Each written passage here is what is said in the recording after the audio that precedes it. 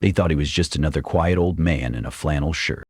At Bennett Auto Group, sales manager Travis and top salesman Chad had built their success on pressure tactics and carefully crafted lies.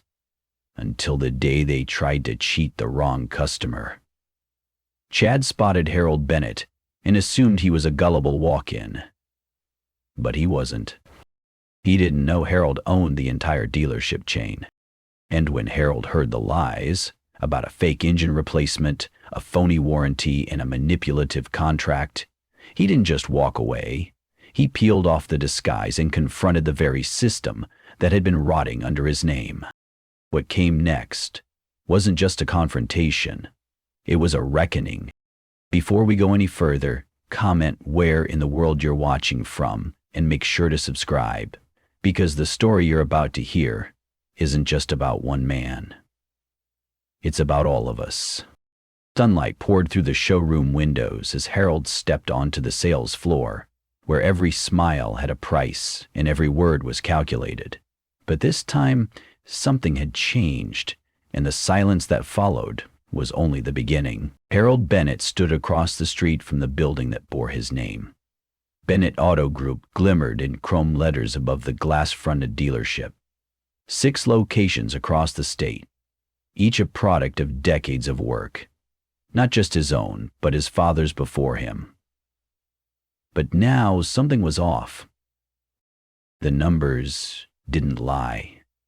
Sales were stable, yes, but complaints had begun stacking up like overdue bills. Customers reported feeling tricked, rushed, or worse, lied to. And Harold, sitting in his corner office 2 cities away, had felt a pit growing in his gut. So today he did something he hadn't done in years. He left behind the silk tie, the leather briefcase, and the comforting armor of status. Instead, he wore a faded flannel shirt, work boots, and a trucker cap pulled low over a pair of dime store sunglasses. In the reflection of a dusty SUV window, he barely recognized himself. He crossed the street slowly. The dealership doors hissed open. Inside, the scent of polish and coffee hit him like muscle memory. It had been his world once. The clang of tools, the laughter between salesmen, the nervous optimism of families buying their first car. But now, it felt colder, slicker, less human. He moved like any customer would, unassuming, unnoticed. That was the plan. No fanfare, just eyes and ears wide open. He needed to see the truth not on paper, but in people. As he wandered toward the showroom floor, he felt a strange tightness in his chest. Not fear. Not quite. It was something older than that. Was this still the kind of business his father would have been proud of? He stopped beside a gleaming black pickup truck and rested a hand on the cool metal. The truck was just a machine, but it had stories to tell, if you knew how to listen. A voice called out behind him, cheerful and too smooth. "Looking for something reliable, sir?" Harold turned slowly, forcing a smile. "Maybe," he said, "just browsing." But inside, a storm had already begun. The salesman who approached Harold was young, maybe early 30s, with hair slicked back like he'd just stepped out of a TV commercial. His name tag read Chad, but his smile said more than that. It was the kind of grin Harold had seen before. Too wide, too practiced, the kind that didn't reach the eyes. "A great pick," Chad said, patting the truck. "You've got good taste. This beauty just got a brand new engine last week. Runs like a dream." Harold's hand froze on the hood. Knew this truck. It had been sitting on this lot for months. No upgrades, no engine swap. Just an oil change and a tire rotation. The maintenance reports were still fresh in his mind. This wasn't exaggeration. It was a flat-out lie. But Harold said nothing. He let the silence fill the space like smoke. "Brand new engine, huh?" he asked casually. "Oh yeah," Chad nodded confidently. "Previous owner blew it out, so he had no choice. Had to replace the whole thing. That's why the price is a bit higher. But trust me, it's worth every penny." Harold's stomach twisted. This wasn't a slip, it was a script. He glanced around the showroom. Music hummed softly in the background. Another salesman joked with a couple across the floor. A receptionist tapped away at her keyboard. Life went on, smiling, selling, pretending. How many people had walked in here, trusting, hopeful, only to walk out misled? Chad was still talking, something about warranties now, throwing around promises of full coverage for a year. Harold knew the truth. The warranty covered only 30 days, and even then, only under strict conditions. He nodded along, hiding his growing anger beneath a mask of interest. Sounds like a solid deal, he said, forcing a chuckle. But inside, a line had been crossed. Before Harold could press further, a clear voice cut through the air like a sharp wind. That's not true. He turned. A young woman stood just a few steps behind him, wearing the dealership's blue polo and a serious expression. Her name tag read Maya. She wasn't smiling. Her arms were crossed, but not in defiance, in defense of something deeper. Chad's face tightened. Maya, why don't you go check inventory or something? But she didn't move. That truck didn't get a new engine, she said flatly. Just a standard tune-up. Oil change, filters, basic maintenance. That's it. Harold blinked. He hadn't expected anyone to intervene. Certainly not someone this junior, this young. Yet here she was, risking a confrontation in front of a customer for the sake of the truth. Chad's laughter was hollow and sharp. Seriously? You're gonna fact-check me in the middle of a sale? Maya didn't flinch. I'm not going to let someone get lied to. Chad muttered under his breath and turned his back on her, waving Harold toward a desk. Ignore her, she's new. But Harold couldn't ignore her. Not now, not ever. As Chad launched into a new pitch, Harold stole a glance toward Maya. She stood by the front desk now, lips pressed into a hard line, fingers flying across her keyboard like she needed to type the frustration out of her system. What would you have done if you were in Maya's place? Stayed silent or spoken up? Harold's throat was dry. She had told the truth. She had done the right thing. And yet, from the way Chad dismissed her and the manager looked the other way, it was clear doing the right thing around here came with a cost. Inside the small office, Chad slid a stack of paperwork across the desk and tapped the top page with his pen. If we sign today, he said smoothly, I can probably knock off a few hundred, but only if you commit right now. Harold leaned back in the chair, arms folded. And if I want to sleep on it. Chad's polished smile cracked. Well, we've got other buyers looking. I can't guarantee it'll still be here tomorrow. Another manipulation, another push. Harold let the moment breathe. Then, slowly, he reached up and removed the sunglasses. Off came the trucker cap. His fingers ran through his silver-streaked hair. He watched Chad's expression shift in real time, from smooth confidence to creeping recognition, then panic. I'm not a customer, Harold said quietly. I'm Harold Bennett. I own this dealership. Chad's mouth opened, but no words came out. I heard everything you said, Harold continued, his voice steady. You lied. Not once, multiple times, and you did it with ease. The silence that followed was sharp and suffocating. Get your manager, Harold said. Now. Chad stood stiffly, as if his body had turned to stone, and left the room. Moments later, the manager, a thick-set man in his 40s named Travis, entered, adjusting his tie and trying to feign composure. Mr. Bennett, he said. I wasn't expecting... Harold didn't let him finish. I wasn't expecting to be lied to in my own showroom either. The room shifted. The air grew dense. Travis swallowed, glancing at the folder on the desk, then at Chad, who hovered behind him, pale and silent. Have you ever seen the truth show up in a room and watched everyone else try to hide from it? The office door shut with a quiet finality. Travis, the manager, stood behind the desk, his shoulders stiff, eyes darting between Harold and Chad like a man searching for an exit that wasn't there. Harold didn't sit. He told me the truck had a new engine, he said, voice calm but firm. He pushed for a same-day sale with false promises. Then he threw pressure tactics on top of it. That's not a mistake. That's a pattern. Travis glanced at Chad, then back at Harold. I trust my team to use their best judgment. Do you? Harold interrupted. Because what I saw wasn't judgment. It was fraud. The words landed heavy. Chad shifted in his seat, clearly uncomfortable. Travis rubbed the bridge of his nose. Look, not every deal here is perfect. We do what we have to do to hit our targets. Harold's face hardened. Not like this, not under my name. There was a pause, long enough for the truth to settle. Chad finally broke the silence. Customers haggle, they waste time, they walk out. We're under pressure.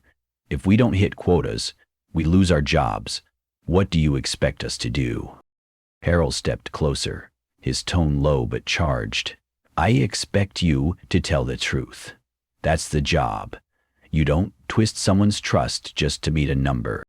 Travis looked down at the desk, jaw clenched. He didn't defend it. He didn't deny it. And that, Harold realized, was worse. What happens to a business when the people running it stop caring how it's run? After the confrontation, Harold stepped out of the glass office and scanned the showroom floor. The air had changed. Conversations were quieter. A few employees looked up, startled, then quickly busied themselves. At the reception desk, Maya sat with her eyes locked on her computer screen, but her fingers were still. She was pretending to type. Harold had done the same once, in another life, when he'd been younger and afraid. He walked toward her, not in anger, but with quiet purpose. Maya, he said gently. She looked up, startled. Sir? Come with me.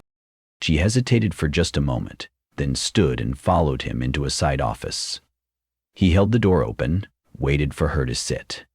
She looked unsure of what was about to happen. A warning? A thank you? A firing? He leaned against the desk, arms crossed, not in judgment, but reflection. How long have you been here? He asked. Almost a year, she said quietly. And how often have you seen things like what Chad did? Maya didn't answer right away. She glanced down at her hands, then back up. More times than I can count. Harold's heart sank. And the manager? He asked. How much does he know? She exhaled. Enough. He doesn't tell them to lie, but he doesn't stop them either. There it was, the silent permission, the passive rot. Harold nodded slowly. Why did you speak up today? Maya blinked.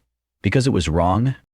When was the last time you stood up for what was right, even if it meant standing alone? Harold didn't call a formal meeting. He didn't need a microphone or a stage. Instead, he simply stepped into the center of the dealership floor, his presence enough to quiet the room. One by one, conversations faded. Chairs stopped rolling. Salesmen froze mid-pitch. Even Travis stood by the reception desk, stiff as a statue. Harold looked around at them. Faces young and old, familiar and unfamiliar. Most of them hadn't met the man behind the name on the building, but now they had. I'm sure you've figured out by now, he began. I didn't just drop by. A few glances exchanged, no one spoke. I came because something didn't feel right, and today I saw exactly why. He let the silence do its work. It wasn't meant to shame, but it did reveal. I heard lies. I watched pressure tactics. I saw a customer, me, get manipulated. And the worst part? No one seemed surprised. Several employees looked down. One crossed his arms. Another looked away. Harold continued, voice calm but unflinching. That ends today. No more deception. No more shortcuts. No more selling dreams wrapped in false promises. He paused. I'd built this business with my father. He'd taught me something I forgot. If people can't trust your name, it's not worth putting on the door. He looked around again, locking eyes with the ones who dared to meet his gaze. If you can't sell honestly, you won't be selling here at all. The weight of those words lingered. Some looked relieved, others looked afraid. If you were standing in that room, would you feel proud of your work or exposed by it? That afternoon the dealership no longer moved with ease. A strange tension hung over the building, one part fear, one part anticipation. The usual noise of ringing phones and chatter had dulled. Eyes followed Harold as he made his rounds, clipboard in hand, stopping to observe how each employee spoke to their customers. He wasn't looking for perfection. He was listening for honesty. In Travis's office, the review had already begun. A thick folder lay open on the desk, filled with deals that smelled like smoke. False warranties, manipulated financing, padded prices. Some papers practically reeked. Harold flipped through them in silence. "This one," he said, pointing to a contract, "the customer paid for, a certified pre-owned, but there's no inspection report." Travis swallowed hard. It was rushed. They wanted to buy that day. "That's not an excuse," Harold said quietly. "That's a shortcut." And shortcuts, he reminded himself, often led nowhere worth going. Down the hallway, Maya spoke with a young couple. Harold paused just outside the office, listening. She didn't oversell, she didn't interrupt. She answered every question with clear, careful words. And when she pulled up the car's service history, she turned the screen so the buyers could read it themselves. That, Harold thought, is how trust begins again.